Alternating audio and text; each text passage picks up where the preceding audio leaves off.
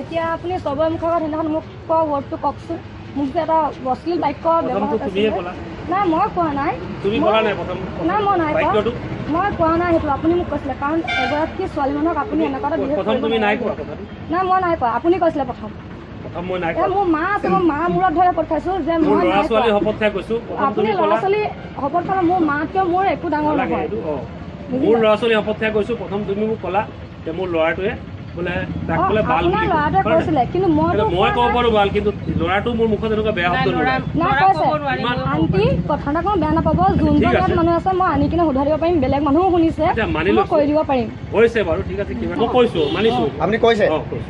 কাৰণ আপুনি ছোৱালী এজনীক কৈছো তেওঁ যেতিয়া কথাটো উলিয়ালে বেয়া শব্দটো তেতিয়া মোৰ মুখৰ পৰা ওলাই আপুনি স্পষ্ট কথা শুনক এতিয়া এটাই কথা আমি এইখন সৰু পথাৰত আমাৰ সংগঠনবিলাক আছোৱে যেতিয়া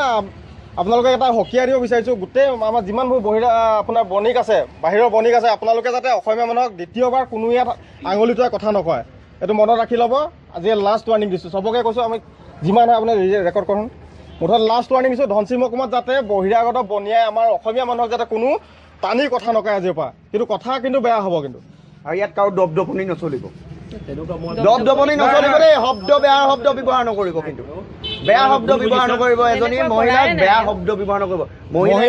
মহিলা নালাগে সৰু ল'ৰা আপুনি ব্যৱহাৰ নকৰিব মানিছো মোৰ আবেগত কিবা এটা কথা ওলাই আছে সেইটো মই হাজাৰবাৰ মানিছো পিছতো মই ৰিয়েলাইজ কৰিছো যে মই তেনেকে ভণ্টিক ক'ব নালাগিছিল